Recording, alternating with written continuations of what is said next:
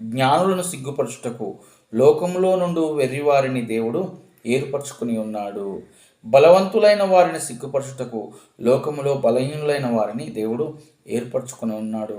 ఎన్నికైన వారిని వ్యర్థము చేయుటకు లోకములో నీచులైన వారిని, తృణీకరింపబడిన వారిని, ఎన్నిక లేని వారిని దేవుడు ఏర్పరచుకొని ఉన్నాడు.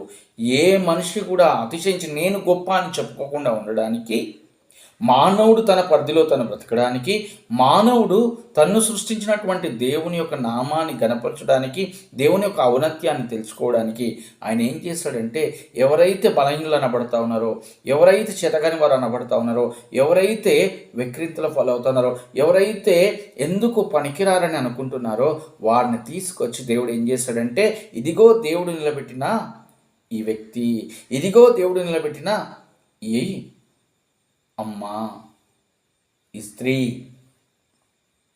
అన్నటువంటి సాక్ష్యాలుగా ఉండడానికి, నీవు నేను మనము బలపడ్డామంటే మన శక్తి సామర్థ్యాలు కాదు, మనల్ని ఏర్పరచుకున్నటువంటి దేవుడే మన పట్ల కార్యాలు చేశాడు, ఒక దుర్గంగా నిలబెట్టాడు అన్నటువంటి సత్యము ఈ లోకము గమనించాలని దేవుడు కార్యం చేస్తూ వస్తూ ఉన్నాడు.